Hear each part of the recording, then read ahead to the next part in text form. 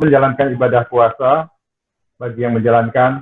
Semoga ibadah kita tahun ini diterima oleh Allah Subhanahu wa Ta'ala, dan kita berdoa agar masyarakat Indonesia tetap sehat dan terhindar dari bencana COVID-19 yang akan segera berakhir.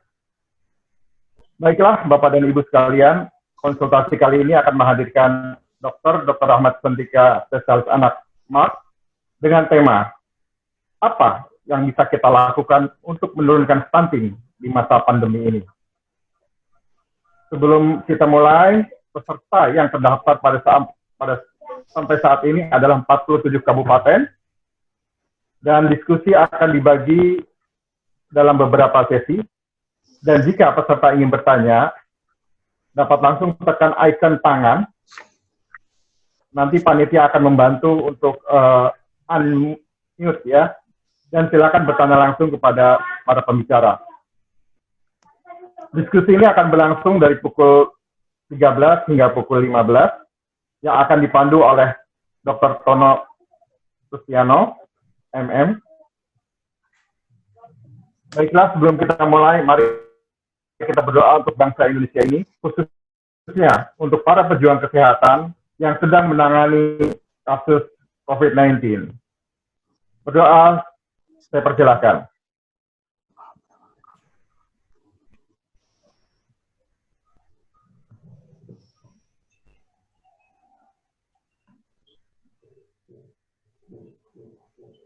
Selesai. Selanjutnya kami mengundang Ibu Dr. Gigi Widya Lesmanawati sebagai Direktur Eksekutif dari HIPPG untuk memberikan sambutan. Waktu kami persilakan. Terima kasih, Mas Dwi. Assalamualaikum warahmatullahi wabarakatuh. Saya mewakili HIPPG ingin mengucapkan terima kasih atas antusiasme para peserta yang telah terhubung dalam acara sesi pertama pada tanggal 23 April 2020 kemarin. Mengingat banyaknya pertanyaan yang belum sempat dijelaskan secara detail, kami sengaja membuka forum yang lebih kecil untuk melakukan dialog supaya lebih bebas dan terbuka dengan para ahli di bidangnya. Saya ingin mengucapkan terima kasih kepada Dr. Ahmad Sentika yang bersedia menjadi narasumber utama dan juga yang akan dipandu oleh Dr. Tono Rustiano, MM. Kita ketahui bersama bahwa para ahli kemarin Rabu lalu menunjukkan bahwa semakin besar dan meluas COVID-19 ini. Oleh karena itu kita harus bersatu padu membantu pemerintah dan semua pihak untuk memberi kontribusi dalam bentuk apapun yang bisa kita lakukan. Dalam diskusi ini kami berharap Dinas Kesehatan Kabupaten Kota mendapatkan gambaran kebijakan apa yang harus tetap menjadi perhatian utama dengan menyesuaikan dan memodifikasi pelaksanaan di tengah wabah ini, terutama untuk menyelamatkan anak-anak yang terancam stunting. Kami percaya bahwa kita bisa. Kita bersatu melawan COVID-19 dengan tekad yang kuat, kita berjuang demi masa depan anak-anak kita, generasi mendatang bangsa ini. Selamat menjalankan ibadah Syaum Ramadan. Semoga Ramadan ini kita mendapat hikmah yang mendalam dan mendapat jalan keluar yang baik. Wassalamualaikum warahmatullahi wabarakatuh. Silahkan. Waalaikumsalam warahmatullahi wabarakatuh. Ya, terima kasih Ibu Widya. Kami persilakan Dr. Tono untuk memimpin acara ini. Waktu kami persilakan.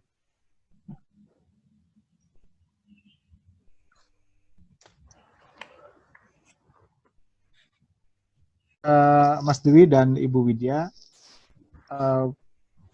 Bapak Ibu yang saya hormati, para peserta yang terhubung pada forum ini, hari ini kita akan mendiskusikan lebih detail apa-apa yang sudah dibahas dan sebenarnya memperdalam bagaimana yang bisa kita lakukan di tempat masing-masing oleh Dinas Kesehatan maupun Puskesmas. Ada banyak pertanyaan yang sudah sampai pada kami, kemudian kami kelompokkan, nanti akan dijawab dengan terinci oleh Dr. Ahmad Sentika.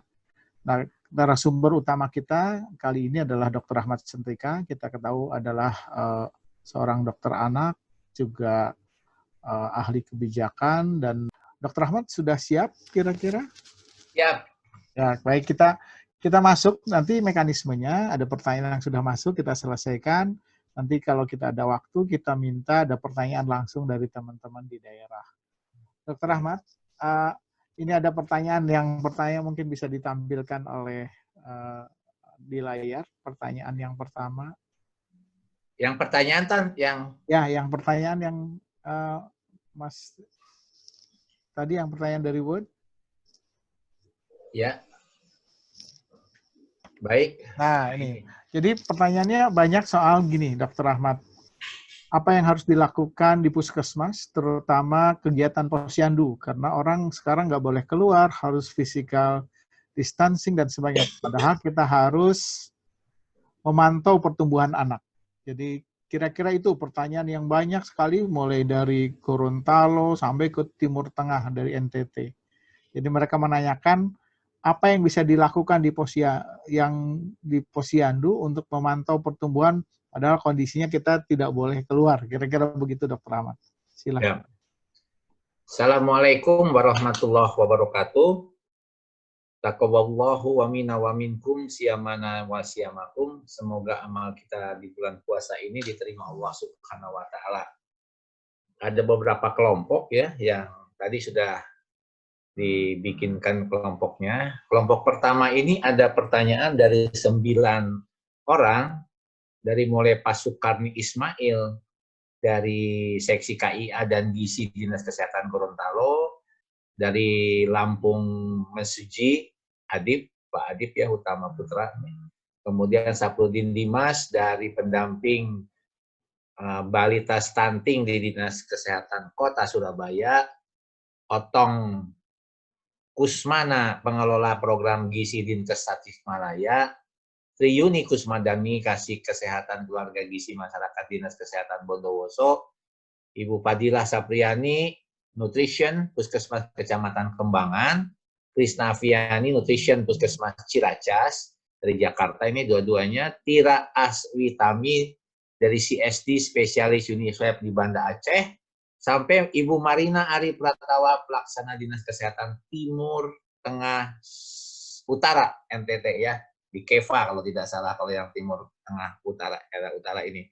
Baik, di sini pertanyaannya adalah bagaimana dalam situasi COVID ini, di mana strategi utama adalah melakukan physical distancing, kita harus menjaga jarak dan dilarang mengumpulkan orang.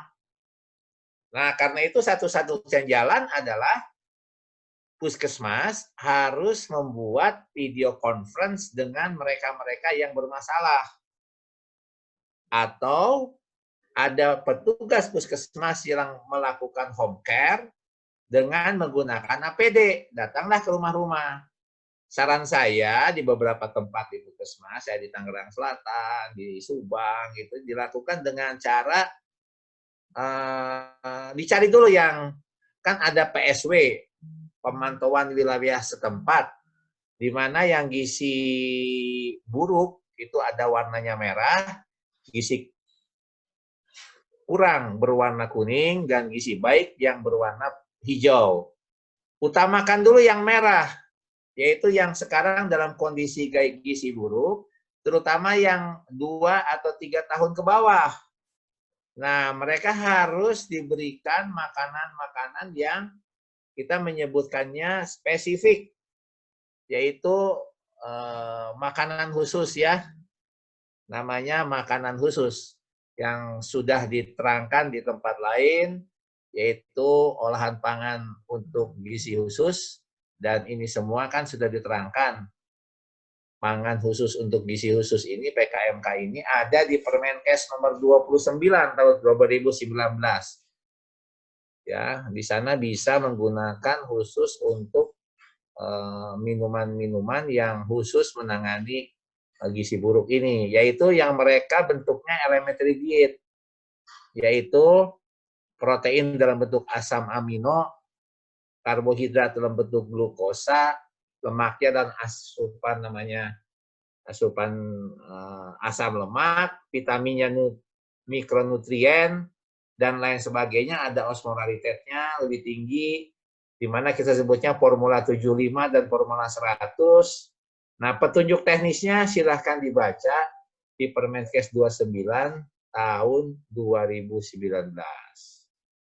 Itu lakukan home care, terutama mereka-mereka yang punya data di puskesmas untuk gizi buruk dan gizi kurang ini. Berarti Dinas Kesehatan harus membeli ini.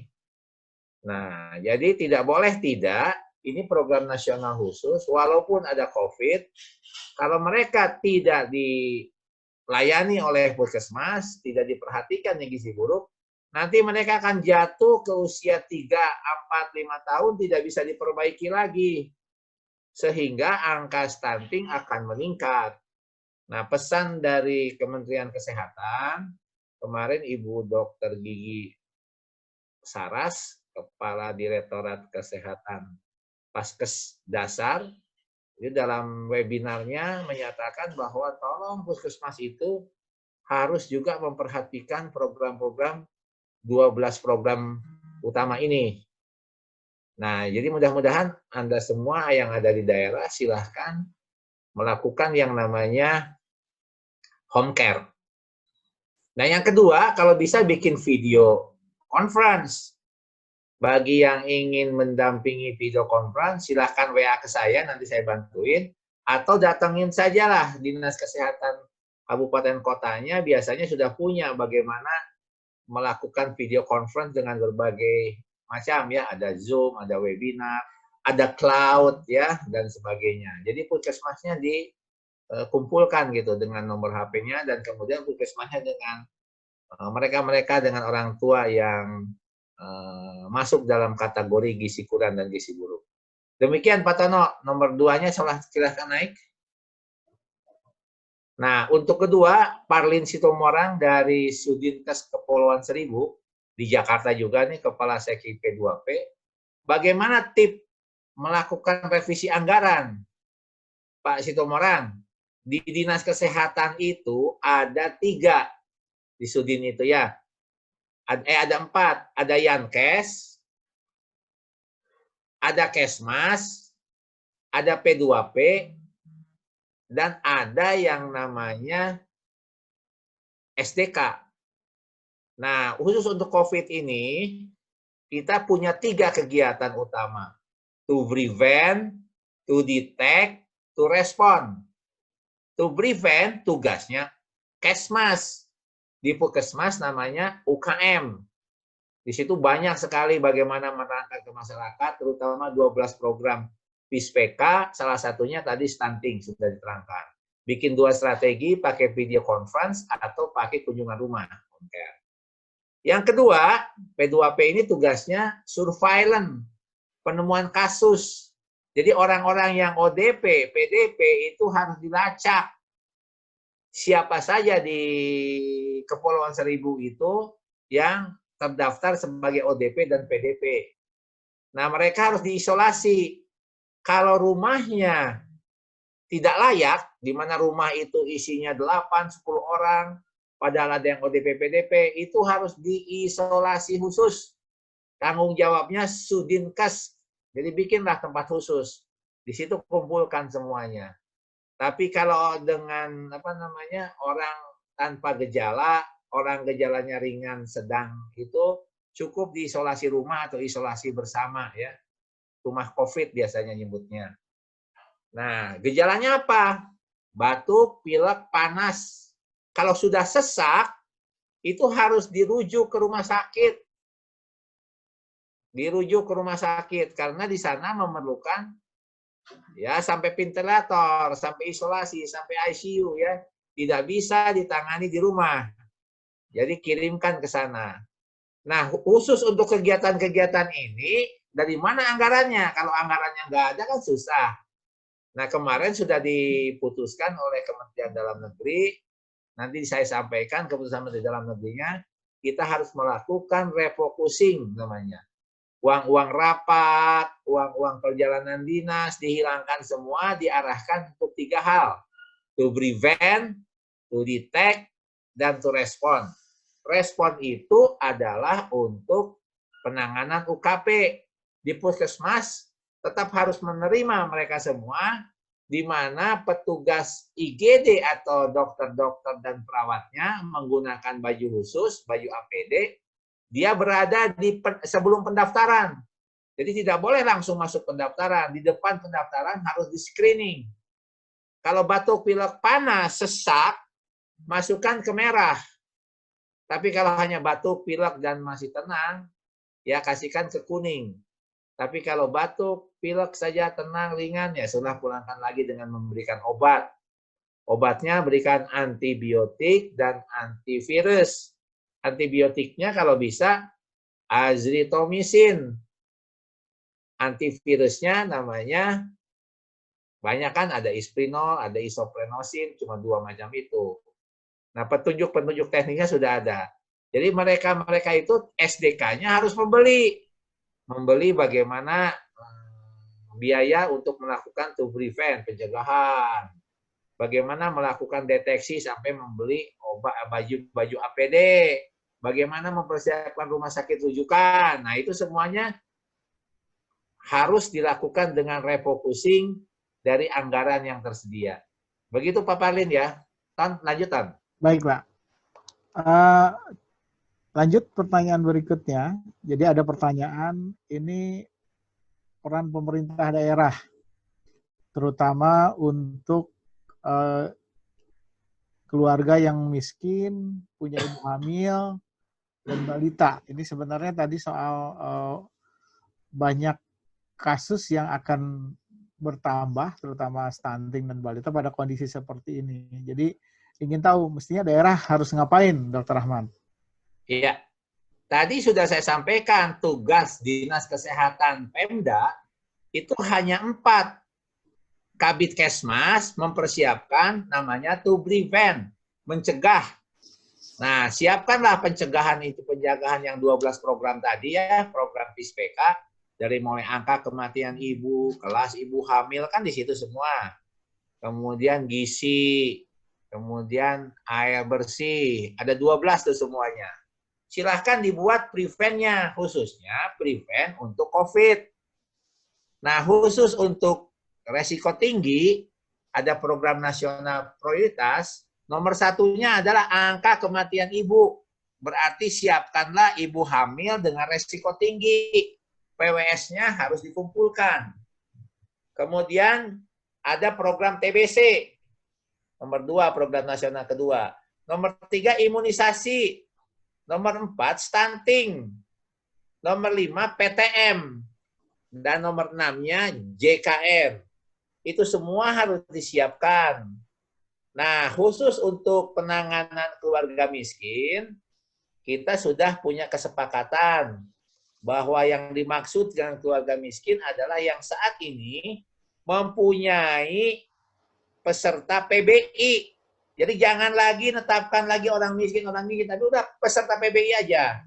Ya, tolong Ibu Dece langsung saja tanyakan di Dinas Kesehatan itu ada berapa yang masuk PBI. Karena yang PBI itu adalah keluarga miskin. Kalau ada yang belum dapat PBI, laporkan ke lurah dan camat supaya nanti revisi ke-5, ke-6, sekarang revisi ke-6 yang akan diadakan sekitar Mei Juni ini. Juni ya, 3 bulan dari Agustus berarti, nah Agustus, September, Oktober. Ya, sekitar Mei ini akan ada lagi revisi. Para lurah dan kepala camat sudah paham bagaimana menetapkan keluarga miskin ini. Mereka itu kan sudah dapat yang namanya dana yang namanya keluarga harapan. 800.000 per orang, per keluarga. Kalau sakit dengan PBI kan sudah jelas. Kalau dia terkait dengan rapid test positif, kemudian sudah jelas ke arah COVID, tidak ditagihkan ke puskesmas atau rumah sakit, tetapi tagihkan ke Dinas Kesehatan. Ada Permenkes nomor 238 tahun 2020. Itu adalah tata cara klaim. Di sana jelas sekali INASI-BIDIS-nya adalah E421 dan 422. Di sana ada berapa tagihannya. Dibikin P-claim-nya oleh rumah sakit rujukan di Jambi ini. Ingin jelasnya Mbak Dece nanti WA ke saya kirimkan itunya. Apa namanya? Permenkes dan P-claim-nya. Baru keluar Senin kemarin. Jelas ya, jadi pemerintah daerah dalam mengatasi ini di UKM adalah untuk respon, di P2P harus melakukan deteksi, penemuan kasus ODP dan PDP, sedangkan yang namanya Yankes siapkan penanganan, respon dari mulai melakukan rujukan, rumah sakit disiapkan, puskesmas UKP-nya disiapkan dengan APD sebelum pendaftaran di triase. Jelas? Terima kasih. Lanjut, Ton. Baik, lanjut. Silahkan. Nah, ini ada... Nomor 4, Mbak Lani ini program Efficient Nutrition Internasional di Jakarta Selatan. Rasanya kalau di Jakarta mah tidak ada masalah. Saya kebetulan sering jadi surveyor di DKI ya. Mbak Lani nanti kita kontek-kontekan ke tempat saya. Nanti dicatat aja lah HP saya 0811, ulang lagi 0811 831 838. Yang pesertanya kan 55 orang, bisalah. Nanti kita japri aja Mbak Lani ya. Yang pertama adalah kerjasama Dinas Kesehatan dan Puskesmas dengan provider komunikasi dan kominfo terkait dengan pemerataan informasi. Ini namanya to prevent. Tolong Mbak Lani bekerja sama dengan Kesmasnya. Kira-kira di sana ada 12 program. Kalau memang ingin masuk ke dalam pencegahan stunting, jadikan prioritas utamanya di sana. Saya tidak tahu apakah di Puskesmas Jakarta Selatan ini nutrition yang paling depan, ya. Kelihatannya PTM di Jakarta Selatan. Nah, Yankesnya tolong diperhatikan. Tapi kalau memang mau masuk, silahkan tetapkan prioritas dari 12 program PISPK yang ada di Puskesmas. Ya, bagaimana upaya penanganan stunting, baik intervensi spesifik maupun intervensi sensitif. Kan sudah jelas tadi, yang sensitif lakukan dengan jejaring yang ada. Tapi yang spesifik, tolong prioritaskan pada PWS, pemantauan wilayah setempat. Kan di Jakarta Selatan, saya pernah jadi surveyor di Puskesmas Cilandak. Di Cilandak kemarin 2 bulan yang lalu ada 32 orang yang stunting ya.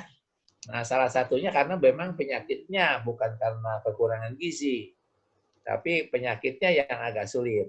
Nah, jadi di sana dilakukan bagaimana yang merah-merah ini harus diperhatikan. Lakukan home care, lakukan video conference. Itu saja Pak Lani. Silakan. Lanjut ya. Nah, untuk Hanakuji dari Child Health Policy Advocacy Save the Children, untuk Jakarta Selatan, sama tadi ya, bagaimana menyikapi regulasi layanan nutrisi imunisasi yang dianjurkan. Ikatan Dokter Anak Indonesia, Satgas Imunisasi, saya kebetulan masuk dalam Satgas Imunisasi, sebaiknya imunisasi tetap berjalan. Cuma masalahnya, kalau didatangkan ke puskesmas, kan mereka takut terpapar. Karena itu bisa nggak di puskesmasnya diatur sedemikian rupa dengan keyway, sedikit-sedikit, 2-2 atau 3-3 sehari 10 lah. Jamnya diatur. Jangan dimasukkan ke dalam batuk pilek panas, tapi khusus aja ke jalur hijau namanya. Kita siapkan kalau ada bayi yang normal, ada imunisasi, dipanggilin satu persatu yang sudah ada jadwalnya. Saya pikir kalau di Tangerang, di Jakarta Selatan, canggih lah. Saya sudah tahu bahwa hampir semua bayi yang lahir, bayi-bayi yang dalam menggunakan pasien di Puskesmas Jakarta Selatan, sudah ada daftarnya, diatur saja. Atau ada puskesmas yang dulu namanya vaksin ya, petugas vaksin, datanginlah ke rumah-rumah. Suntikin di rumah-rumah, tapi tolong ingat, gunakan APD. Nah, untuk bisa ketemu semua, lakukan dengan video conference ya. Demikian Bu Hana, lanjut. Lanjut. Nah, untuk staf Kemenkes BBPK Jakarta, jika prediksi puncak pandemi di akhir bulan Mei, lalu prediksi berakhirnya beberapa lama setelah puncak pandemi, lalu apakah ada penelitian memperlihatkan? Nah, gini Mbak Swasti, kan di Kementerian Kesehatan, di Balitbangkes untuk Kesehatan Masyarakat, di Universitas Indonesia kita punya prediksi forecasting untuk 8 model. 8 model ya. Sekarang ini laporan kemarin sudah 178.000 yang ODP. Ya, yang positif mah baru 8 ribuan, 7.000 sekian sampai 8.000. Itu yang rapid testnya atau PCR-nya positif 5 kali. Nah, kita juga punya namanya rumah sakit online. Bu Swasti nanti kontak saya saja, tak beri hasil rumah sakit online dikaitkan dengan yang sekarang dilaporkan oleh Pak Dijen P2P sebagai juru bicara nasional, dan juga prediksi-prediksi dan forecasting dari para ahli epidemiologi. 3 hari yang lalu Pak Iwan menyampaikannya. Hari apa tuh? Hari Rabu, 2 hari yang lalu. Di mana di sana jelas sekali bahwa ini kira-kira bisa terjadi 8 kalinya. Kalau saja PSBB-nya, pengendalian sosial berskala besar ini, tidak ditaati oleh masyarakat luas, apalagi juga mudiknya tidak mau diatur, ini kira-kira akan akhirnya bulan Juli, Bu. Nah, kalau bulan Mei ini, setelah akhir Mei katanya, itu kalau skenario 2, yaitu PSBB-nya aktif dilakukan dan dituruti masyarakat. Ternyata Balitbangkes di Jakarta, kesehatan masyarakat nih, Pak, siapa namanya, kok jadi lupa, Pak Dodi, yang dulunya kepala seksi, kepala direktorat, kepala Kasubdit ya, kepala direktorat stunting, gizi-gizi itu, kepala direktorat gizi, sekarang kan jadi Balitbang. Dia sudah melakukan penelitian, hanya 67% rakyat yang taat pada social distancing ini, jaga jarak ini, 67. Jadi 30%-nya nggak ada lah. Kalau ini yang dipakai rujukan, maka bukan bulan Mei, akhir Juni dan Juli. Nah, mudah-mudahan rakyat juga mau mendengar strategi ini bisa kita lakukan. Mbak Swasti, silahkan kontak saya, tak kasih hasil penelitian Balitbang dan forecasting dari beberapa ahli epidemiologi. Lanjut, Ton.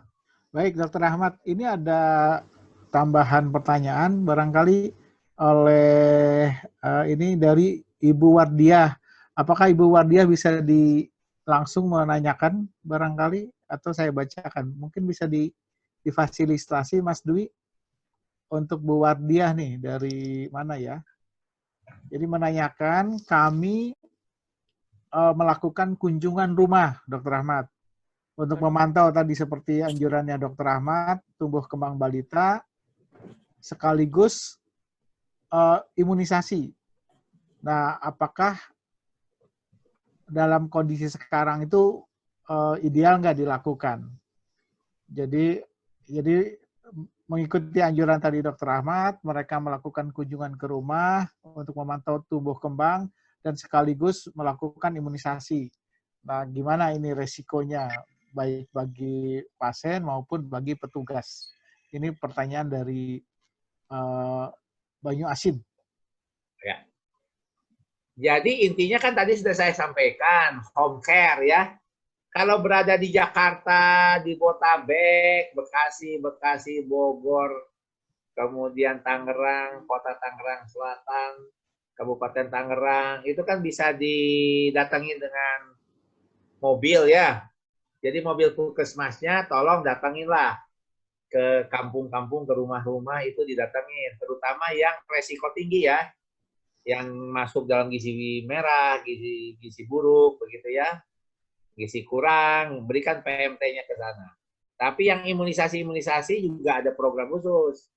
Tetapi kalau nggak bisa pakai mobil, pakai motor, tapi hanya sendiri, nggak boleh berdua. Karena PSBB ini hanya boleh 1 motor. 1 mobil hanya boleh bertiga. Supir di depan, yang di belakang, kiri kanannya jauh. Nah, sebelah supir tidak boleh diisi. Jadi kira-kira hanya 3 orang termasuk supir. Nah, yang lainnya nggak bisa lagi. Nah, mudah-mudahan ini dipahami. Tolong bawa surat tugas. Karena di beberapa lokasi, kalau di Tangerang Selatan tuh di Bitung. Kalau di Bekasi, namanya Cikarang Barat itu jaganya. Jadi nggak bisa ke Jawa Barat sekarang mulai tanggal 24 ini. Makanya tol yang elevated yang naik ke atas sudah dikunci tadi malam jam 24. Nggak bisa lagi mobil ke sana. Dan ini akan berakhir pada 29 Mei. Kira-kira itu ya. Dengan catatan pengendalian ini akan turun. Tetapi dari forecasting, tadi kan ditanyain, kira-kira kalau ini dilakukan 1,2 juta orang yang kena. Sekarang baru 200.000. Jadi masih 6 kalinya lagi. Mohon bukan nakut-nakuti, tapi ahlinya begitu katanya. Tapi kalau kita tidak melakukan apa-apa, itu akan terjadi sekitar 8 juta orang. Dan juga nanti memerlukan ventilator, ICU, dan sebagainya. Mengerikan lah, sudah. Tapi kita fokus di puskesmas, tolong puskesmas berperan lebih aktif dengan menggunakan triase, menggunakan yang namanya baju APD. APD-nya biasanya level 1 aja, nggak usah 2 ya. Tapi kalau mau 2 dengan asmat, silahkan. Kemudian yang penting maskernya harus masker yang bersifat apa namanya? N95 ya. Petugas kesehatan harus menggunakan N95. Kalau enggak susah nanti. Begitu. Manggaton. Baik, ini ada pertanyaan dari Bu Leliana. Mungkin Bu Leliana bisa langsung difasilitasi, Mas, supaya bisa muncul. Nah ini ya, ini N95. Ini masker buat kamar operasi. Boleh pakai ini, tapi kalau bisa pakai ini. Terutama yang jadi triase petugas UKP, belikan ini. Ya, karena kalau tidak, riskan. Korbannya dokter dan perawat sudah banyak karena tidak menggunakan yang namanya N95 ini. Agak mahal sedikit. Ya, ini ketutup semua dan tidak bisa. Ini nggak bisa keluar. Ini juga sama, nggak bisa keluar. Jadi tolong yang 69 orang yang mendengarkan ini prioritaskan pada petugas kesehatan ini. Nggak bisa. Jelas ya. Yang lain boleh yang apa namanya? Masker yang kain boleh untuk masyarakat. Tapi petugas puskesmas, petugas dinas kesehatan upayakan. Ya, silakan Ton. Baik, Bu. Mungkin Bu Leliana silakan. Iya, selamat siang, dokter. Ya. Selamat siang, dok. Selamat siang. Silakan. Siapa dari mana? Saya Leliana, dok, dari Dinas Kesehatan Kabupaten Karawang. Iya, siap. Ada 2 pertanyaan, dok.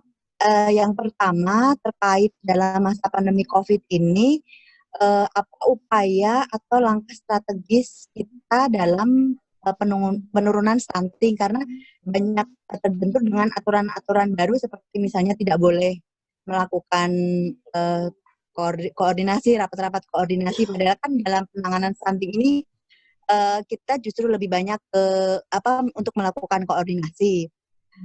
Berikutnya pertanyaan kedua tentang program pemberian pabrik tambah darah pada remaja putri, di mana kan remaja putri itu sebagai pencegahan stunting di awal. Jadi bagaimana programnya tetap bisa berjalan, padahal mengingat masa pandemik ini program belajar mengajar di sekolah itu diadakan di rumah.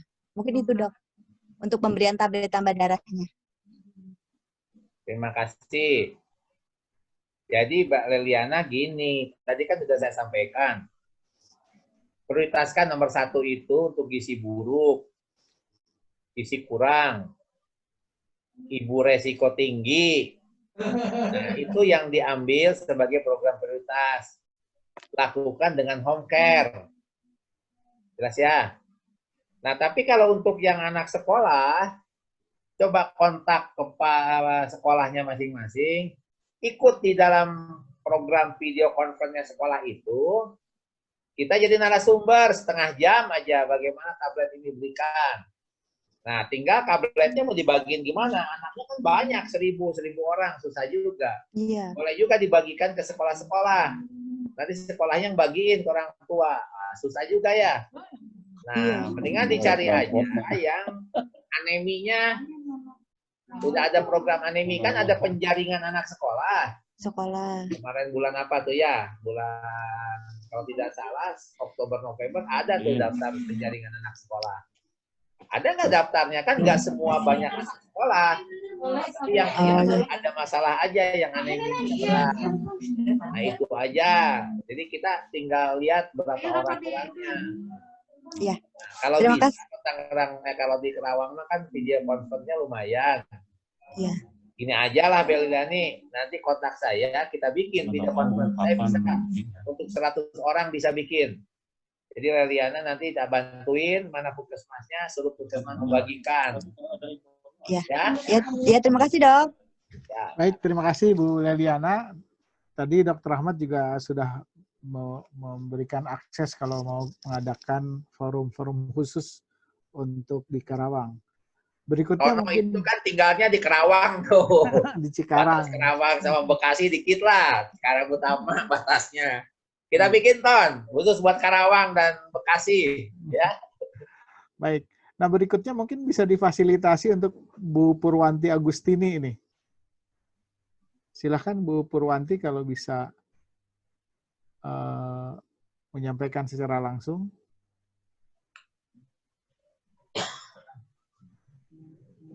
Ada nggak Bu Purwanti?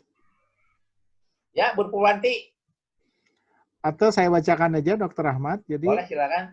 Terkait dengan dak stunting, apakah bisa dialokasikan dalam hal penanganan COVID juga, karena jika bicara tentang stunting dan perubahan perilaku seperti masyarakat sudah jenuh. Wah, ini mengingat orientasi berpikirnya sekarang bagaimana memenuhi kebutuhan sehari-hari. Ini soal dak stunting, apakah dialokasikan untuk langsung ke COVID? Gimana Dr. Ahmad? Dari kabupaten mana, Ton? Ini tidak disebutkan ini dari mana ya. Ibu Purwanti, keputusan Menteri Dalam Negeri dan keputusan Menteri Kesehatan harus melakukan refocusing namanya. Di refocusing ini, semua anggaran difokuskan pada COVID.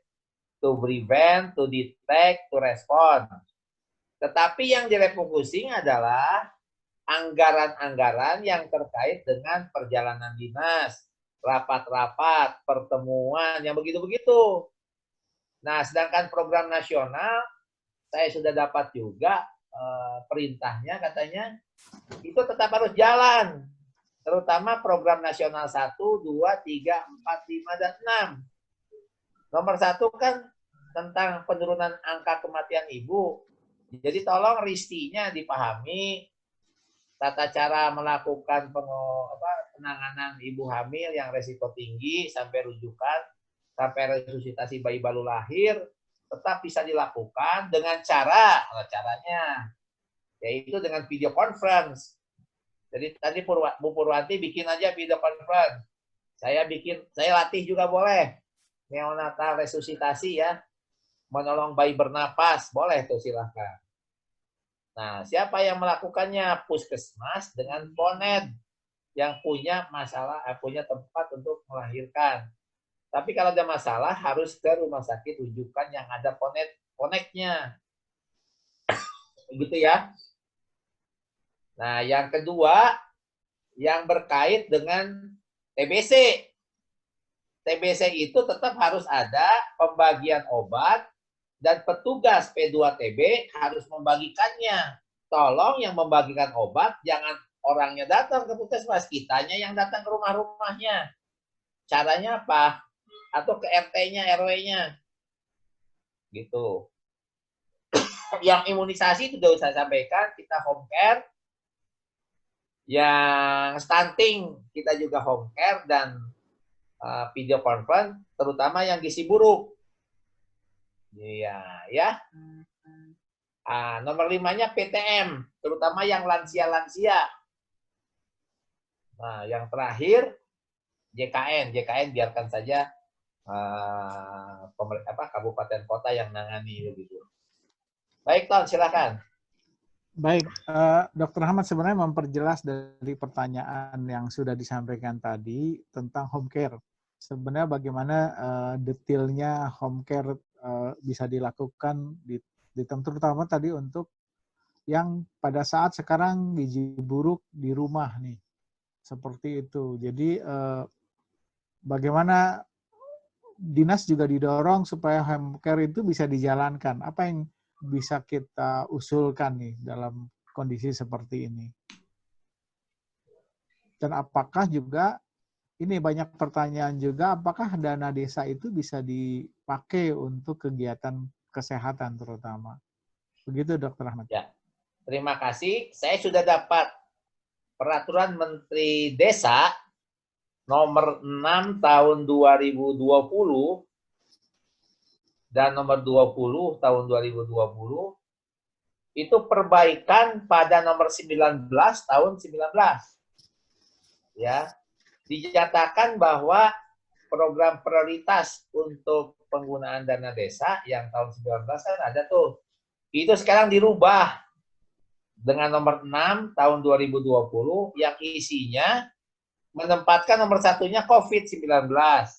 Jadi dana desa dipakai buat penanggulangan COVID-19 dengan 3 cara. To prevent, mencegah, to detect, ODP, PDP diisolasi. Kalau rumahnya tidak layak, berarti desa harus bikin. Terutama nanti desa-desa yang ada mudiknya. Pak Ganjar, Gubernur Jawa Tengah, mencatat ada 15.000 orang yang mudik dalam 2 minggu ini. Ternyata yang bisa dikejar, dideteksi hanya 5.000-an. Nah, jadi ketika di stasiun bis, kereta api keluar, diperiksa, itu 15.000-an.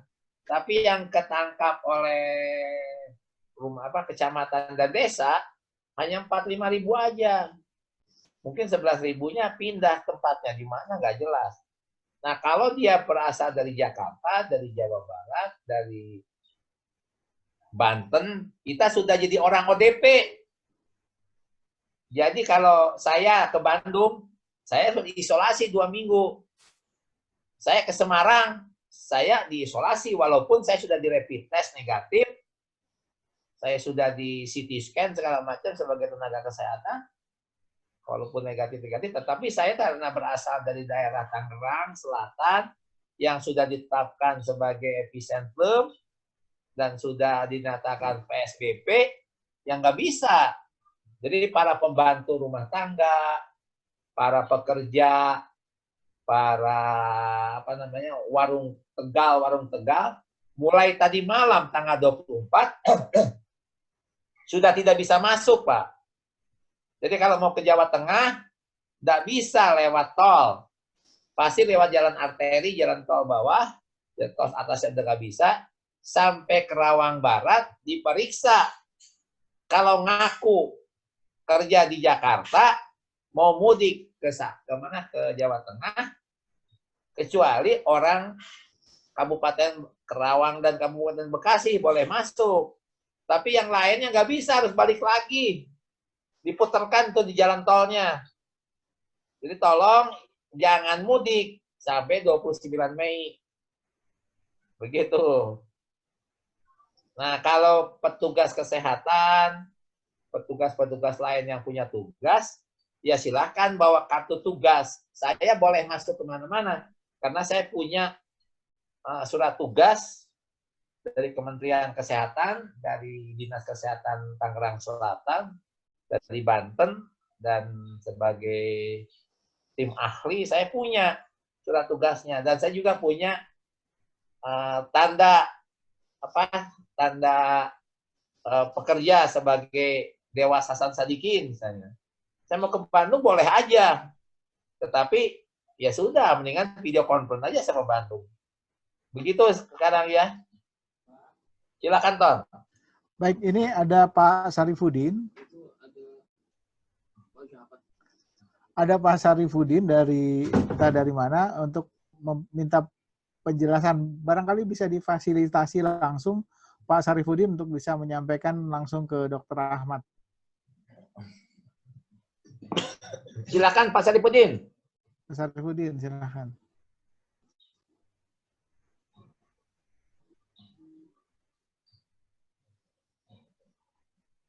Ada bisa Pak Sarifudin? Saya kira silakan Halo, Pak Sarifudin. halo, selamat siang dok. Nah, silakan Pak Sarifudin. Oke. Halo, selamat siang dok.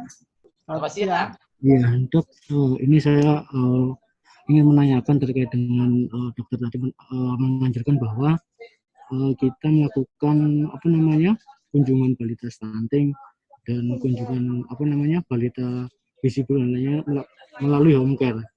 Nah, yang saya tanyakan, apakah ada protokol yang apa dok ya, yang pakem bagaimana home care itu? Sedangkan kan kita mengingat bahwa di protokol COVID itu kita mengkaidahkan yang namanya jaga jarak. Nah itu bagaimana? Sedangkan kita kalau kita ke balita termasuk kita kan melakukan verifikasi antropometri seperti berat badan dan sebagainya, dan kita menggunakan APD. Nah, dari beberapa pengalaman kemarin itu balita takut dokter melihat kita kesehatan menggunakan APD yang seperti itu. Nah itu mohon penjelasannya dokter. Terima kasih. Ya, terima kasih Pak Sarifudin. Dari mana ini? Dinas Kesehatan mana Pak Sarifudin? Surabaya Pak. Oh, Kota Surabaya. Tolong dibuka nanti Pak ya. KMK nomor 26 tahun 2019 tentang home care, Pak. Jadi petugas puskesmas dalam hal ini perawat diberikan kewenangan untuk melakukan home care. Nah, karena itu maka nanti petugas-petugas itu dibikinkan surat, datangin home care itu. Nah, home care-nya tolong batasi dulu. Pertama, ada nggak yang gizi buruk, gizi kurang? Itu saja. Ada nggak ibu hamil yang resiko tinggi? Ada nggak yang penjaringan anak sekolahnya anemi?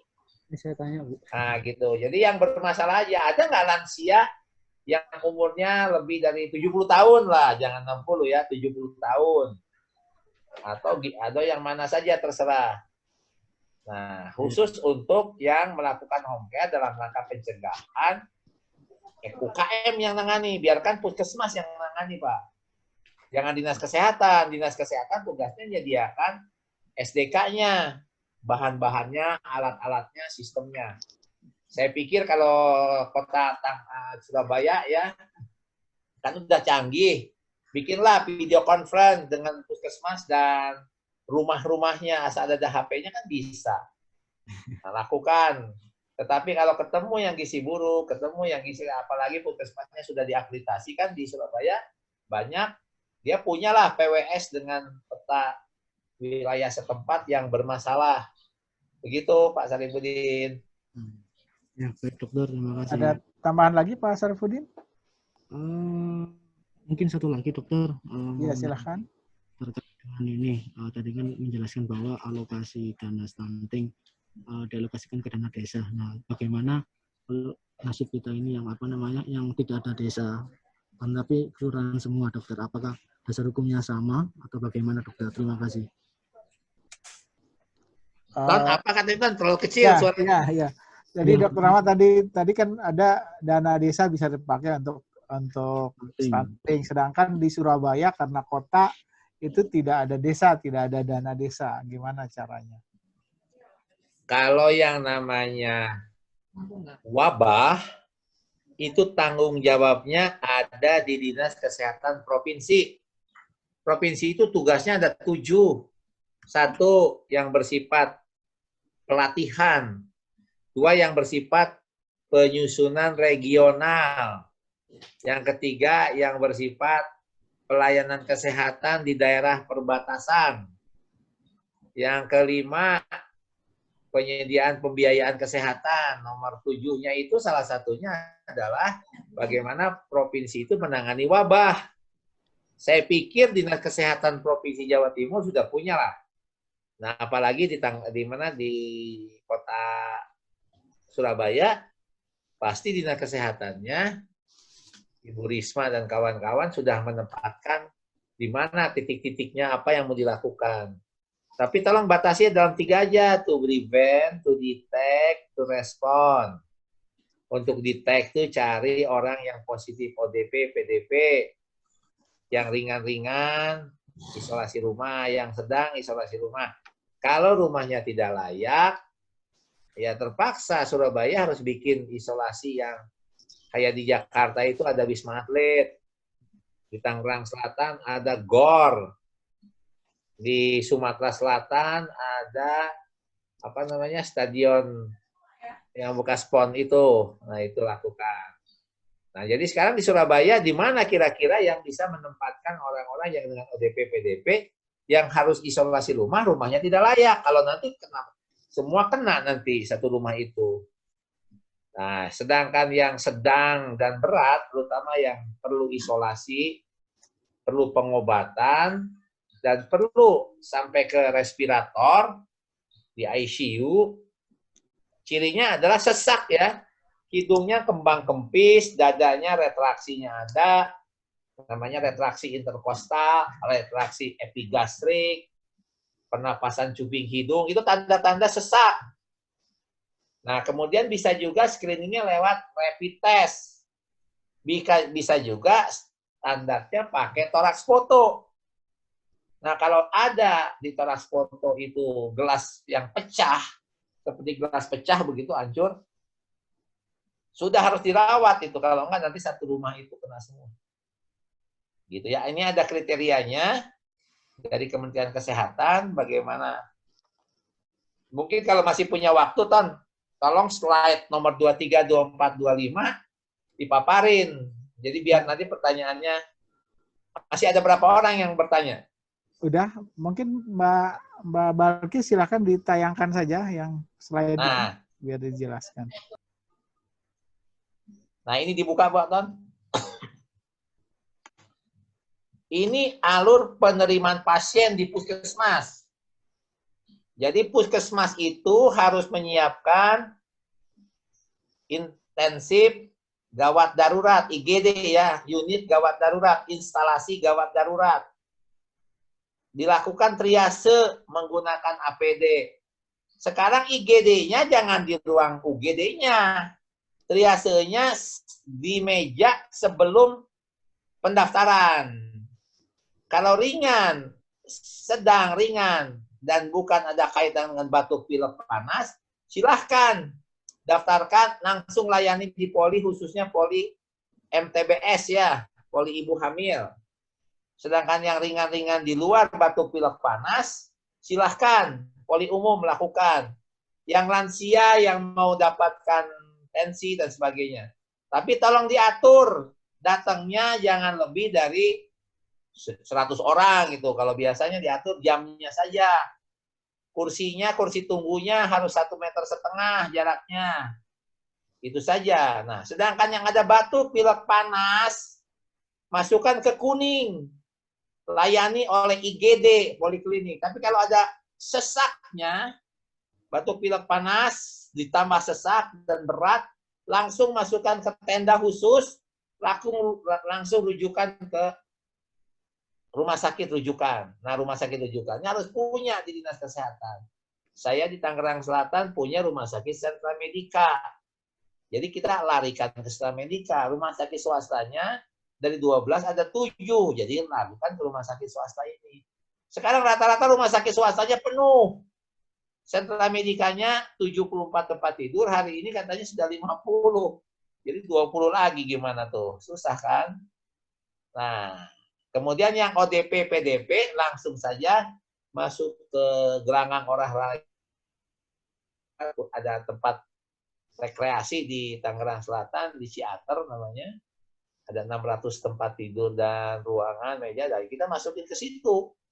Dan Puskesmas Pamulang jadi front office-nya. Masukkan. Sudah seminggu kita buka dari 600 ini, katanya sudah 400-an yang masuk. Bayangkan ya. Nah, mudah-mudahan ini menjadi perhatian bagi kita semua. Apalagi kalau kasus prediksinya sampai 1,2. Saya pikir semua teman-teman harus mempersiapkan diri. Nah, rumah sakit rujukan yang sentra medika itu kami punya 74 kamar, 10 dipakai ICU, 60 dipakai isolasi untuk ODP ringan sedang berat. Ya. Karantina ODP rumah tak layak dan PDP sedang 14 hari beratnya masukkan ke tadi itu. Rumah sakit rujukan provinsi siap menerima yang berat-berat saja. Tapi kan dari Tangerang Selatan ke Serang itu sekitar 2 jam, ngeri juga. Ada di kota Tangerang, ke Rumah Sakit Ahmad Yani, katanya sudah penuh juga. Susah tuh. Jangan harapkan Persahabatan, Suryatin, itu penuh semua. Gatot Subroto penuh semua. Jadi harus membuat sendiri tiap provinsinya. Kalau di Jawa Barat ya Hasan Sadikin juga penuh. Baik ya. Nah, tentukan yang hijau ini untuk ringan sedang gitu ya, kasih obat silakan. Obatnya azithromycin. Tapi kalau azithromycinnya kagak ada, erythromycin katanya. Dokter-dokternya silahkan lihat petunjuknya Kementerian Kesehatan. Tapi yang nomor 2, yang sedang, hati-hati. Kalau ada panasnya, langsung masuk sinilah. Masuk rawat inap. Tapi kita di puskesmas pakai tenda khusus lah, atau ruang khusus di UGD. Dan hanya menerima COVID ini. Nggak boleh dijadikan satu dengan kasus lain. Ya. Di rumah sakit ada yang terkena 58 orang. Petugas kesehatannya. Sehingga kita tutup untuk pelayanan lain dan hanya untuk COVID. Nah, tapi tenaga COVID-nya sudah 55 orang, padahal karyawannya sekitar 80-100, nggak bisa lagi kan? Jadi kita tutup yang untuk COVID-nya, tapi pilihan ini. Nah, sekarang sedang diskusi dengan Bapak Wali Kota, apakah akan dibuka COVID saja, ataukah akan dibuka yang non-COVID. Ya, dan ini sudah minta tenaga bantuan ke Kementerian Kesehatan, ke PPSDM. Nah, ini cara-caranya. Lanjut, Tom. Ini lanjut slide-nya, Mbak. Nah, ini alurnya silakan tadi hampir sama, tapi ini saya arahkan yang sedang dan berat. Apa harus dilakukan? Sebenarnya kita punya alur-alur ini, obat-obatnya apa kalau mau masuk ke rumah sakit. Mangga, Ton. Satu lagi.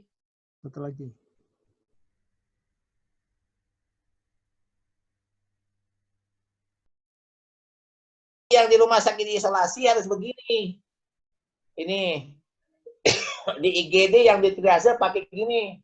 Asma sepatunya ininya ada nggak sekarang? Di dinas kesehatan yang bajunya seperti ini. Rasanya sudah dibagikan oleh Kementerian Kesehatan. Tapi yang di poliklinik cukup begini juga nih. Ini Dokter Ahmad di poliklinik di jalur 3. Jalur 3 tuh hanya untuk yang gizi, pemeriksaan gizi, imunisasi, bayi baru lahir. Jadi yang sehat-sehat, yang sakit-sakitnya enggak. Ya, ini contoh-contohnya ya. Jadi ini yang ringan lah, karena saya udah di atas 60 katanya nggak boleh. Lanjut.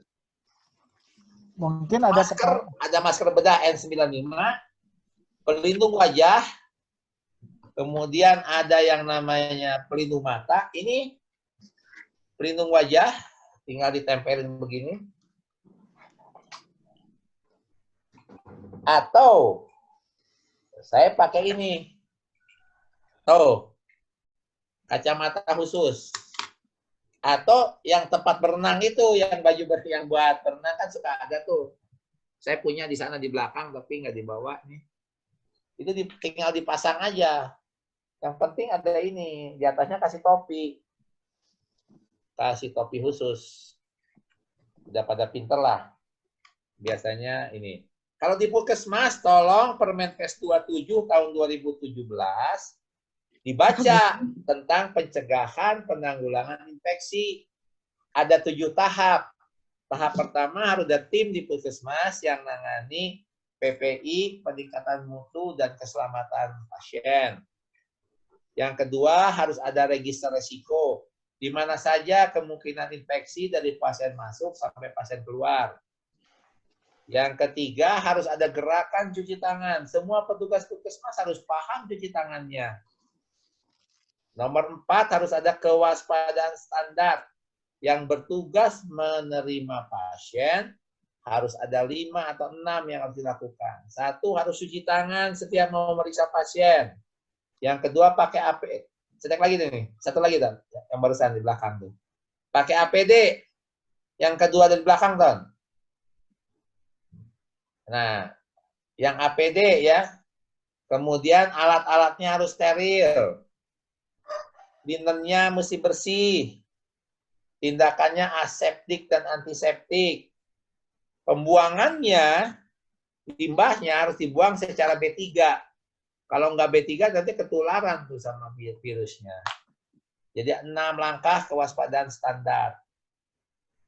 Nah, ini ya 6 langkah nih. Kemudian ada yang namanya, ini masih 13 yang rumah sakit ya. Jadi yang kewaspadaan standar itu berupa cuci tangan, pakai APD, alkesnya steril, linennya bersih, tindakan antiseptik dan antiseptik, limbah dan sisa alkes limo dibuang dengan B3. Kemudian ada kewaspadaan airborne. Walaupun kita katanya pakai droplet 1,5 meter saja terkenanya, tapi bagi dokter THT yang melakukan THT-nya dibuka dan juga kadang-kadang di suction, kemudian juga bagi dokter gigi itu juga pakai bor, bagi dokter anak yang sering pakai inhalasi itu sekarang dilarang karena dia akan bisa terbang di airborne sampai 10 meter, 5 meter begitu ya. Karena itu maka airborne ini dilarang. Nah, kewaspadaan outbreak tolong dilihat di mana ODP PDP-nya dibikinkan petanya, daerah epicentrumnya mana. Nah, terakhir ada pengendalian antibiotik, tolong di setiap dinas kesehatan dibikin kabupaten kota. Terutama yang 3 tadi harus dimasukkan. Isoprenosin, azitromisin, quinin itu kina ya. Nah, itu 3 daerah itu kata Kementerian Kesehatan wajib diadakan. Sekarang nggak ada lah azitromisin di puskesmas, di rumah sakit. Sedikit. Nah, karena itu maka azitromisinnya ganti sama eritromisin. Begitu Tan, silahkan.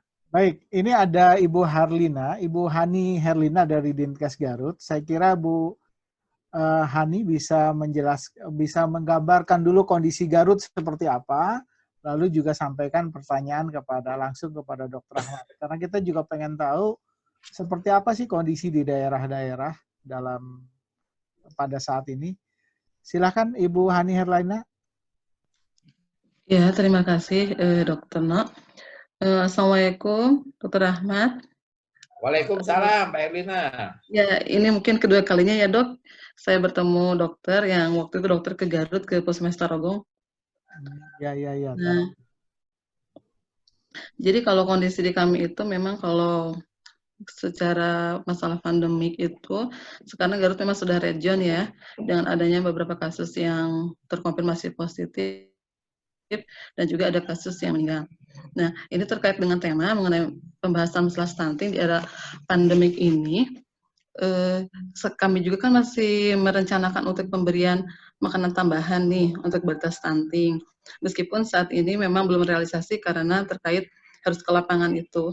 Nah, maksudnya saya ingin bertanya, apakah ada prinsip-prinsip tertentu, dok, mengenai pemberian terkait makanannya? Mungkin saat ini kan kalau dari masalah gizi itu Kemenkes mengingatkan untuk meningkatkan gizi seimbang, meningkatkan asupan makanan yang berhubungan dengan kekebalan tubuh, seperti itu dok. Apakah ini juga perlu diperhatikan dalam pemberian PMT balita stunting terkait dengan masalah pandemi ini? Terima kasih. Silahkan langsung Dr. Ahmad. Terima kasih Bu Erlina. Jadi kita baca saja Permenkes nomor 29 tahun 2019. Bagi yang jatuh dalam gizi kurang, ya berikanlah pemberian makanan tambahan. Tapi yang gizi buruk, gizi kurang dan gizi buruk yang berat, kan sudah ada pemberian PKMK, pangan khusus untuk medis khusus. Jadi udah nggak ada alasan lagi harus bikin PKMK. Nah, PKMK-nya harus diprioritaskan di petunjuk Menteri Dalam Negeri maupun petunjuk Kementerian Desa maupun dari Kementerian Kesehatan. Refocusing ini ditujukan hanya untuk yang perjalanan dinas, pertemuan-pertemuan, pelatihan. Sedangkan khusus untuk yang namanya stunting yang 4, yang 6 tadi, yang program nasional 6, wajib hukumnya. Jadi nggak boleh dicoret. Nah, Bu Herlina nanti minta ke saya saja itunya, di WA lah. Nanti saya kasih peraturan-peraturannya. Dan itu harus diatur sendiri oleh yang namanya Dinas Kesehatan Kabupaten. Sedangkan Dinas Kesehatan Provinsi akan menyiapkan yang namanya bahan-bahan to prevent, langkah-langkah dari surveillance dan penemuan kasus, dan juga ada yang namanya berkaitan dengan berkaitan dengan respon yang dilakukan. Ya. Begitu. Jadi harus dikoordinasikan. Nah, kemarin saya dapat juga informasi katanya ada yang positif meninggal ya di Garut ini. Iya, betul. Kemudian keluarganya bertanya, saya harus memeriksakan kemana? Nah, mungkin Bu Herlina udah tahu lah ya. Itu jadi pemberitaan luas tuh di medsos. Nanti kalau perlu nanti Bu Herlina WA saya. Bu Herlina masih di UKM ya? Saya di ini Dok, di seksi Kesga dan Gizi. Ya itu. Jadi kalau di Gizi, tapi dengan Bu Sri ya? Ya, dengan Bu Sri, betul. Oh, nah, tapi yang tolong yang P2P itu tentang kemarin kasusnya itu harus ditindaklanjuti tuh. Ya, karena di situ positif sampai meninggal dan positif dianya tuh. Nah, keluarganya nggak tahu tadinya. Berarti mereka sudah dianggap ODP. Tapi kalau berumurnya 60 tahun ke atas langsung di PDP kan. Berarti lakukan rapid test dengan cepat. Nah, saya nanti kasih alamatnya kalau nggak salah saya lagi nyari kasus-kasusnya yang kemarin di Garut. Saya nggak berani juga karena nggak berani ngejawab. Saya bilang, aduh, saya harusnya ngasih tahu orang Garut, tahu nggak itu persoalannya. Begitu. Ya, ini ya, tadi pagi saya lihat berita di salah satu stasiun TV, seorang pasien positif COVID yang terinfeksi atau di kampung di Garut, kontak keponakan saya katanya. Kemudian dia dirawat di rumah sakit Dr. Slamet. Pasien itu seorang anak muda umur 30 tahun, pulang mudik dari Bogor. Ia mengalami gejala batuk, demam, dan sesak, dan sudah dites PCR positif. Di karantina, besoknya si pasien kabur, pulang ke rumahnya. Ia petugas kesehatan mencari dan kembali memasukkan ke karantina rumah sakit. Beberapa hari kemudian si pasien meninggal. Bayangin tuh, 30 tahun meninggal, dia dari Jakarta, pulang ke Garut, di rumah sakit dirawat, karena dari lab belum keluar, karena dilakukan di Bandung, hasil tes ternyata menunjukkan positif, udah keluar nih. Bagaimana sekarang mereka yang di rumahnya, adanya di kampung, nggak apa-apa sebutin ya, Ciledug, yang rumahnya puluhan kakak dan radius akhirnya di karantina dan pengawasan Pemda Garut. Mungkin rekan-rekan dokter sudah tahu cerita ini. Nah, jadi mereka harus diisolasi. Isolasinya isolasi kampung jadinya, karena dia kontak-kontak dengan orang kampung itu. Sedangkan PCR dan rapid test untuk seluruh kampung ini kan terbatas. Nah, program ini tolonglah dibikin laporan ke Dinas Kesehatan Provinsi supaya kampung-kampung orang itu dites rapid test. Gitu, supaya tahu siapa yang positif. Nah, yang positif di isolasi rumah. Kalau rumahnya nggak layak, di Ciledug kayaknya penuh ya orangnya. Ya harus ada dinas kesehatan yang menyiapkan. Nah, jadi intinya saya tadi, aduh ini bahaya nih. Gimana caranya ini ya? Saya mau nelpon Ibu ke Pak Wakil Bupati, tapi nanti saya lihatin dulu lah, mendingan ke Direktur Rumah Sakitnya dulu disampaikan. Atau ke P2P, Bu Herlina tolong sampaikan ke P2P. Itu sudah jadi pembicaraan luas di medsosnya ya. Punten bisa nih. Silakan Pak Tono. Ya, baik Bu Herlina ya. Semoga teman-teman di Garut bisa dapat gambaran dan lebih siap.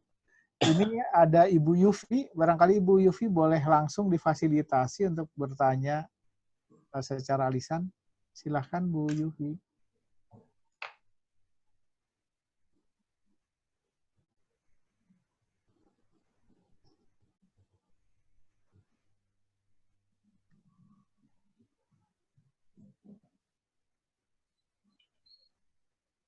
Assalamualaikum warahmatullahi wabarakatuh.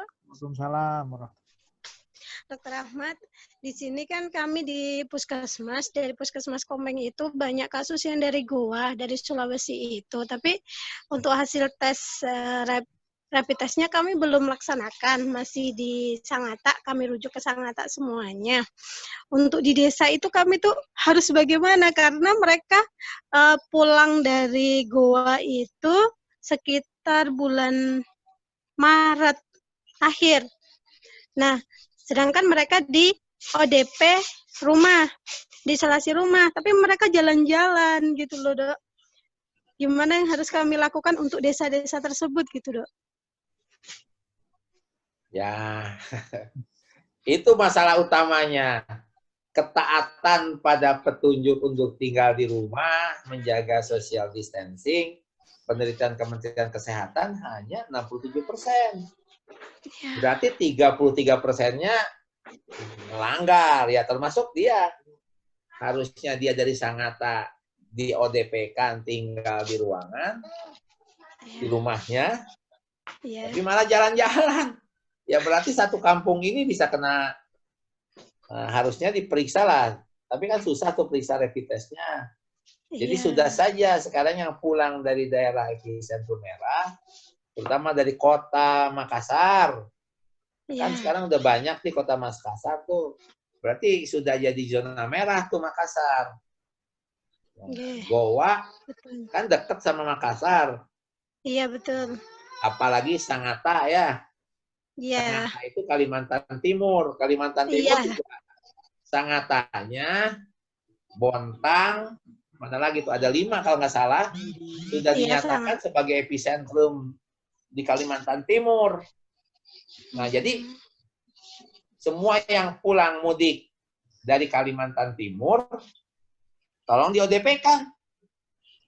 Nah, caranya serahkan ke Dinas Kesehatan, kan di sana ada Polres, ada Dandim, ada Satgas BNPB. Nah, ketaatannya sama kita, sama mereka aja, sama ada Satpol PP.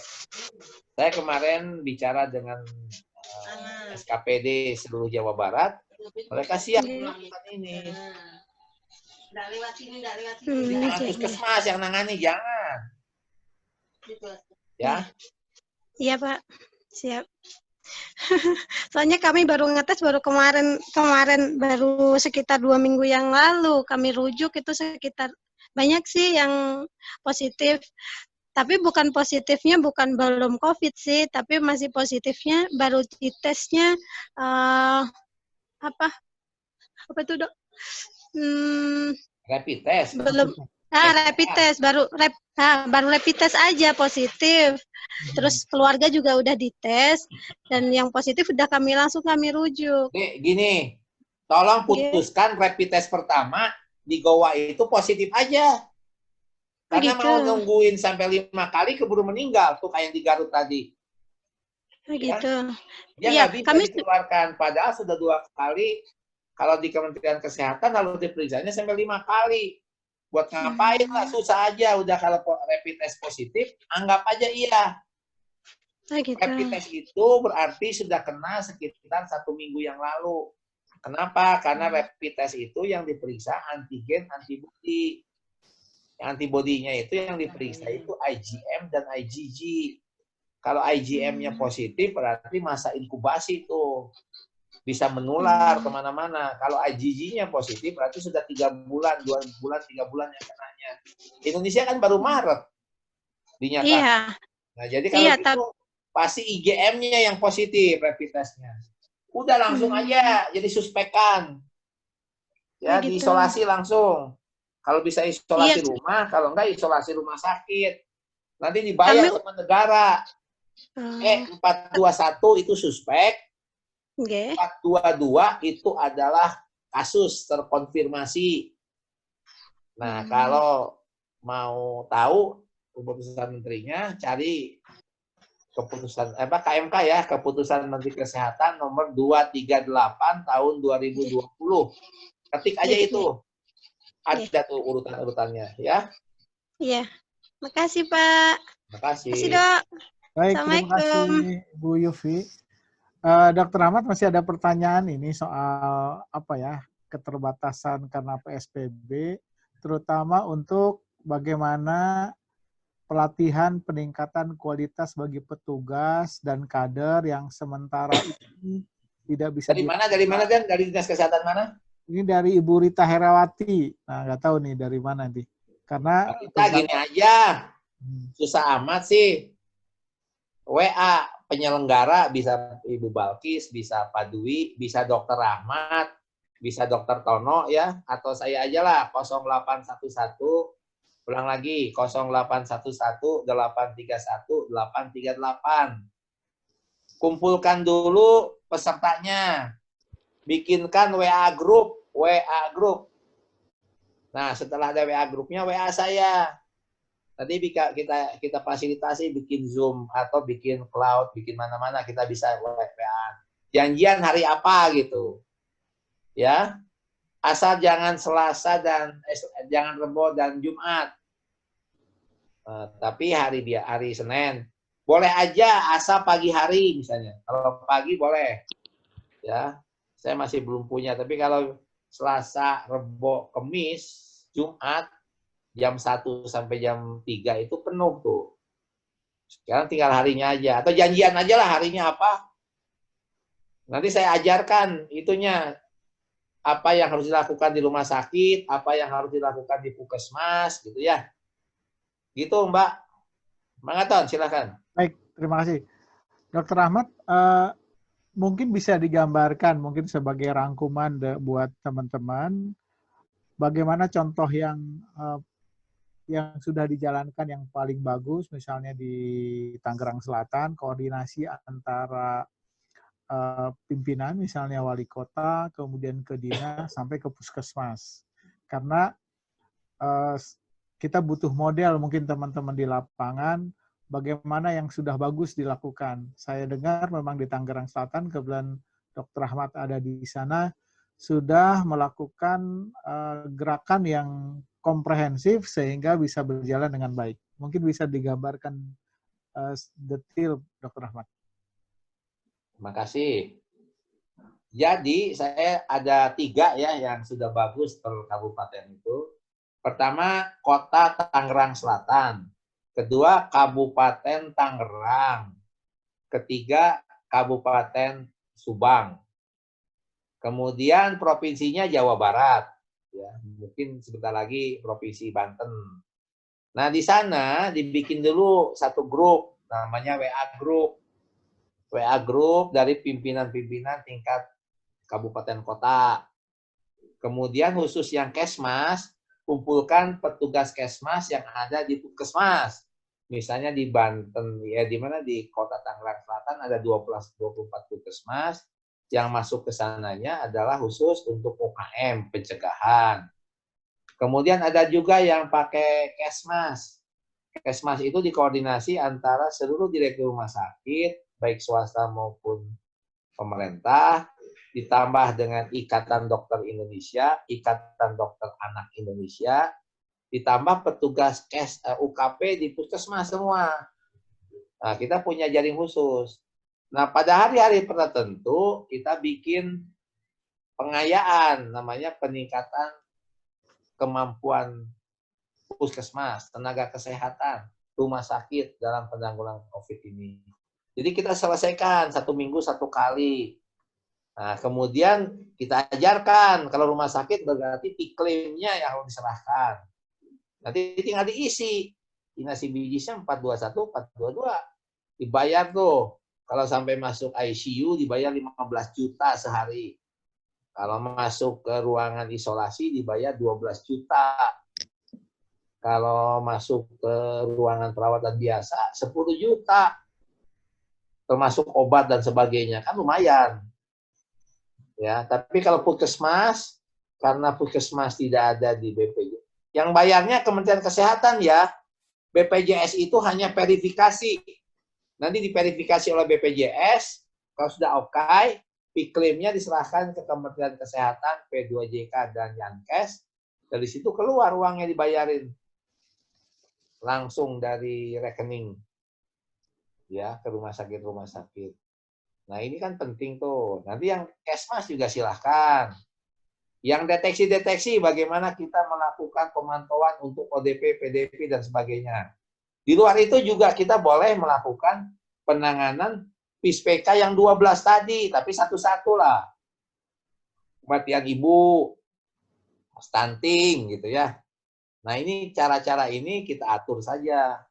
Jadi nanti silahkan hubungi saya bantu linknya lah. Kalau misalnya dinas kesehatannya di Jakarta, di Jawa Barat, Banten udah pada hebat ya, ngatur sendiri. Saya yakin juga lah di seluruh Indonesia punya lah video conference yang bisa dilakukan. Syarat utama adalah wifi-nya kuat. Karena wifi-nya itu butuh. Begitu, Ton. Baik, Dr. Ahmad, ada satu lagi yang saya lihat yang sudah dilakukan Dr. Ahmad adalah memanfaatkan atau memberdayakan relawan. Nah, bagaimana nih tentang relawan supaya mendorong juga kabupaten-kabupaten yang lain menumbuhkan relawan itu, dan apa yang dilakukan oleh relawan, bagaimana mengkoordinasikannya? Ya, relawan itu diatur oleh PPSDM. Nah, nanti saya akan kontak PPSDM, masing-masing dinas kesehatan bikin surat ke PPSDM. Kebutuhannya apa? Nah, insya Allah lah sepertiganya atau setengahnya dibantulah. Ada dokter spesialis, ada dokter umum, ada perawat ya. Silakan. Nanti kontak saya bantuin lah kalau yang dinas-dinas kesehatan. Nanti bikin surat ke PPSDM, harapannya saya kasihkan. Nah, nanti juga perawat bisa ke PPNI. Kalau dokter ke ID setempat, Bu, ke ID setempat. Kalau dokter spesialis ke organisasi profesinya, dokter anak ke IDAI. Di masing-masing. Saya kebetulan IDAI-nya Banten. Jadi kebutuhan 3 kabupaten kota Tangerang Selatan, Tangerang dan Kota Tangerang. Ini di ruangan ini ada Ibu Dewi ya dari Kabupaten Pandeglang yang juga kemarin sudah dinyatakan Pandeglang sebagai tadinya tanggap siaga bencana, sekarang sudah tanggap bencana. Kenapa? Karena sudah ada kasusnya yang meninggal. Kemudian ODP PDP-nya sudah lumayan banyak ya. Nah, sementara yang kurang tuh APD. Tadi saya minta ke Ibu Dewi supaya masuk ke jejaring APD nasional, produk ini kita minta aja di sana. Karena di produk di produk APD maupun di jaringnya itu sudah ada yang mau ngasih donor atau mau beli sesuatu atau kayak market share begitu ya. Nah, saya kembangkan dengan Pak Cahyana dari Komisaris Telkom di Jawa Barat. Alhamdulillah di Jawa Barat karena saya komisarisnya atau dewasnya Hasan Sadikin, saya kembangkan itu. Nah, kerjasama dengan BUMN yang ditugaskan di Jawa Barat. Karena di setiap provinsi itu sudah ada penanggung jawab. Nah, satu lagi di Sumatera Selatan. Sumatera Selatan tuh kedua provinsi yaitu dari Sumatera Utara, yang keduanya Sumatera Selatan, kasusnya banyak di sekarang. Karena itu maka saya bantu kemarin dengan Satgas Sumatera Selatan untuk mengembangkan ini. Jadi ada 3 ya, ada APD, ada tenaga, dan ada sistem penanggulangan dari UKM, deteksi dan surveillance, dan juga respon-respon di sistem rujukan. Itu saja langkahnya. Makasih Pak Tono. Baik, terima kasih Dr. Ahmad. Sudah banyak sekali yang diinformasikan oleh Dr. Ahmad. Kita masih, apakah dari teman-teman di lapangan, di daerah, masih ada yang ingin ditanyakan? Kita masih tunggu. Mas Dewi, kira-kira masih ada yang ingin disampaikan dari teman-teman di lapangan? Baik, kalaupun misalnya sudah tidak ada beberapa hal yang saya rangkum di sini. Yang pertama adalah bahwa saatnya memang puskesmas itu melakukan modifikasi untuk pertama tetap melakukan bentuk media online untuk memantau masyarakatnya, dan juga bisa mendatangi kepada masyarakat dalam bentuk home care, terutama yang pasien-pasien yang memang membutuhkan segera pelayanan itu. Dan yang kedua, prioritas untuk kesehatan yang sudah menjadi prioritas harus tetap dijalankan. Misalnya memantau angka kematian ibu, TBC, imunisasi, stunting, PTM, dan juga JKN. Nah, yang ketiga, dalam melaksanakan semua ini, tetap memakai protap APD. Misalnya tadi untuk melakukan kunjungan home care, petugas kesehatan harus menyiapkan APD-nya secara baik. Kemudian yang keempat adalah fokus pada stunting harus tetap dijalankan, terutama untuk mereka yang gizi buruk dan sedang, yang harus diberikan olahan pangan yang untuk gizi khusus, yang harus difasilitasi oleh Dinas Kesehatan. Nah, yang kelima, catatan terakhir dari Dr. Ahmad tadi adalah bagaimana koordinasi mulai dari pemerintah daerahnya, ke dinas, ke puskesmas, juga masyarakat yang melibatkan juga profesi. Dan ada bagian-bagian di pemerintahan yang bisa diakses, misalnya soal relawan, soal APD, dan sebagainya. Kita ingin bahwa dalam kondisi seperti ini, kita harapkan makin lama makin menurun, dan kita bisa kendalikan tingkat kematiannya. Dan berikutnya adalah tetap fokus pada kegiatan-kegiatan yang utama, terutama stunting, tetap kita jaga. Jangan sampai kasus stunting itu makin bertambah karena kondisi seperti ini. Dan kita harapkan insya Allah dengan hikmahnya bulan Ramadan ini, semoga kita bisa diampuni segala dosa kita akan masuk dunia yang baru, dengan kondisi yang baru, dan kita sabar menjalani ini. Saya kira itu catatan dari diskusi ini, dan saya ingin mengucapkan terima kasih kepada Dr. Ahmad, karena Dr. Ahmad sudah menyampaikan seluruh pengalamannya secara terbuka, bahkan Dr. Ahmad itu membuka akses untuk bisa dihubungi langsung, kalaupun ada forum-forum yang dibuat oleh teman-teman, kalau waktunya pas, akan juga bersedia untuk menyampaikan. Saya kira demikian untuk hari ini. Saya kembalikan dulu ke Mas Dwi. Silakan Mas Dwi. Terima kasih Dr. Tono dan Dr. Ahmad. Demikianlah Bapak dan Ibu sekalian, forum konsultasi para ahli pada Jumat hari ini. Untuk selanjutnya, kami Rabu depan, ya kami akan kembali melakukan webinar series. Temanya silakan di-share, panitia.